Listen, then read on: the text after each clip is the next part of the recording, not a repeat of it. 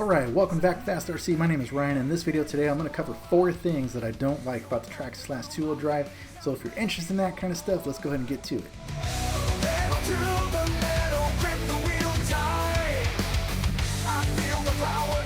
Alright, first up is shocks. So I would just recommend getting rid of these shocks whenever you can. Alright, end of the section. Just kidding. But what I want to talk about is these shocks. They come on pretty much every vehicle, from the Slash, the Wrestler, the Stampede, the Haas.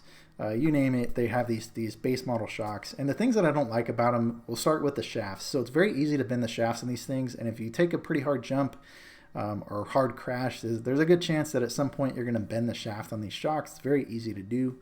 Another complaint I have about these shocks is the shock cap itself.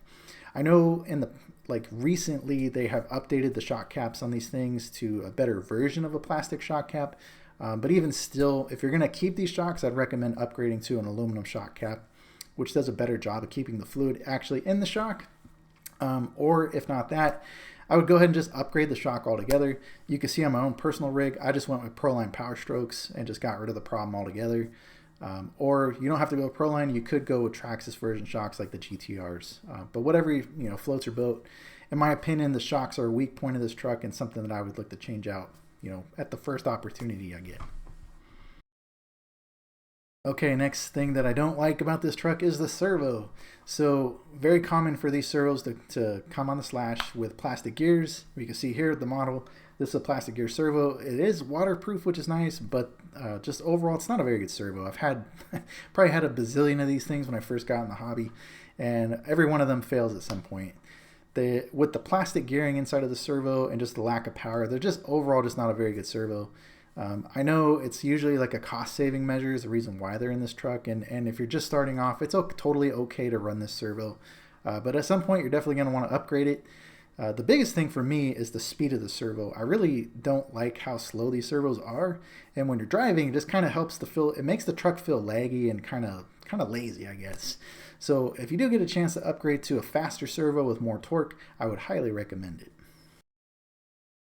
Alright, third thing that I don't like about this truck is the hinge pins. I feel like I'm always talking about hinge pins, but I talk about them because I've been burned by hinge pins so many times with this truck that it's not even funny.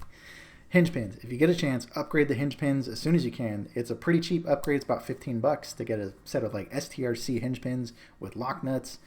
It's a well worth it investment for this truck.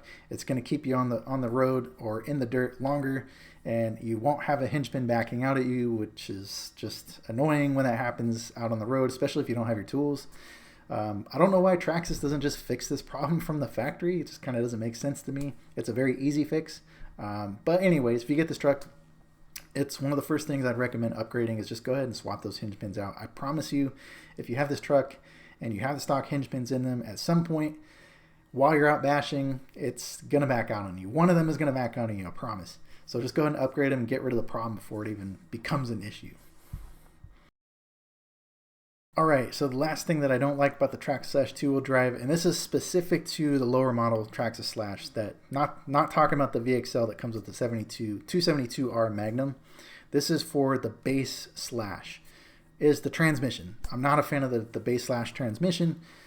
In the past, these things, they're fairly reliable. They'll do okay with brushless power.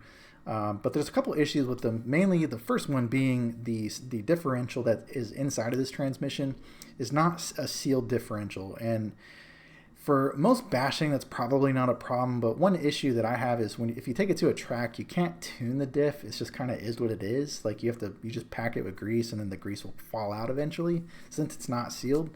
So that's an issue, not really tunable. And then the other parts of the transmission, so the top shaft on the older style transmission actually uses a pin, and if you have enough power in the system, that pin can shear and just end up killing that top shaft gear. So that base transmission, while it's okay to start out with, and it's definitely not something I would recommend changing right away. You can get away with running that transmission for quite a while. But if you want to get into racing, or you're into tuning, or you just want an overall better transmission that is more reliable with brushless power, I'd recommend getting the Traxxas Magnum 272R. That's what I got in my truck in the VXL. And like I said, that transmission comes in the VXL already. Or you could get a Proline transmission, which is also ultra reliable. All right, and final thoughts.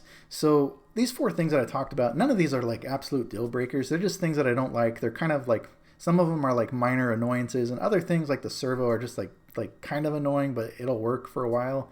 Might go out on you sooner rather than later, but like I said, none of these are deal breakers. I would absolutely still recommend getting a Slash two-wheel drive, depending on what, how high up you want to go. VXL is a really good truck, although it's still going to have issues with the shocks, the servos, things like that, and the hinge pins. Albeit the transmission won't be an issue, but if you go with the lower end Slash, then basically all four things I talked about will be an issue at some point. So, like I said, not a deal breaker. It is what it is. They're just things that you're going to have to upgrade down the road. But I would still recommend the truck if you're new to the hobby. Very easy to work on. And so, if you're interested in what things I actually like about the truck, or if you're interested in my current build that I got here behind me, go ahead and check out these two videos that I got. And if you could, go ahead and like, subscribe, and I'll see you on the next video.